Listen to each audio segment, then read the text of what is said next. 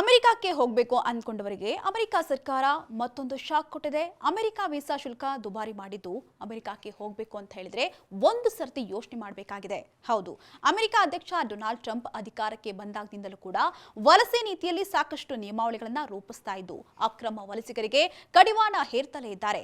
ಇದೀಗ ವೀಸಾದ ಇಂಟಿಗ್ರಿಟಿ ಫೀಯನ್ನ ಹೊಸದಾಗಿ ಪರಿಚಯಿಸಿದ್ದು ಅಮೆರಿಕದ ವೀಸಾ ಫುಲ್ ದುಬಾರಿಯಾಗಿ ಹೋಗಿದೆ. ಹೌದು, ಮುಂದಿನ ವರ್ಷದಿಂದ ಅಮೆರಿಕ ವೀಸಾ ಪಡ್ಕೊಳ್ಬೇಕು ಅಂತ ಹೇಳಿದ್ರೆ ವೀಸಾ ಮೇಲೆ $250 ಅಂತ ಹೇಳಿದ್ರೆ ನಮ್ಮ ಭಾರತದ ರೂಪಾಯಿ ಪ್ರಕಾರ 21,500 ಇಂಟಿಗ್ರಿಟಿ ಫೀ ಏರಿಕೆ ಮಾಡಿದೆ.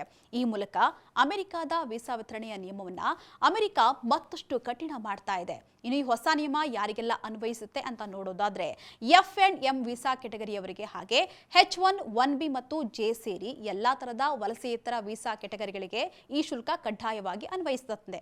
ಆದರೆ ಎ ಮತ್ತು ಜಿ ಕೆಟಗರಿಗಳಿಗೆ ರಾಜತಾಂತ್ರಿಕ ಅರ್ಜಿದಾರರಿಗೆ ಮಾತ್ರ ಇದರಲ್ಲಿ ವಿನಾಯಿತಿ ಇರಲಿದೆಯಂತೆ.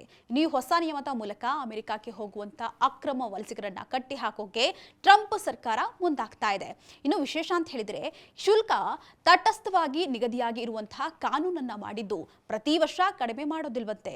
ಒಟ್ನಲ್ಲಿ ಅಮೆರಿಕ ಅಧ್ಯಕ್ಷ ಅಮೆರಿಕಕ್ಕೆ ಬರುವಂತಹ ಅಕ್ರಮ ವಲಸಿಗರನ್ನ ತಡೆಯುವಂತಹ ನಿಟ್ಟಿನಿಂದ ಹಲವು ಕ್ರಮವನ್ನ ತೆಗೆದುಕೊಳ್ತಾ ಇದ್ದಾರೆ. ಇದೀಗ ಈ ಇಂಟಿಗ್ರಿಟಿ ಫೀ ಮೂಲಕವೂ ಕೂಡ ಹೊಸದಾಗಿ ಸೇರ್ಪಡೆಯಾಗ್ತಾ ಇದ್ದು ಅಮೆರಿಕ ವೀಸಾ ಪಡೆಯೋದು ವಲಸಿಗರಿಗೆ ಮತ್ತಷ್ಟು ಕಷ್ಟವಾಗಲಿದೆಯಂತೆ.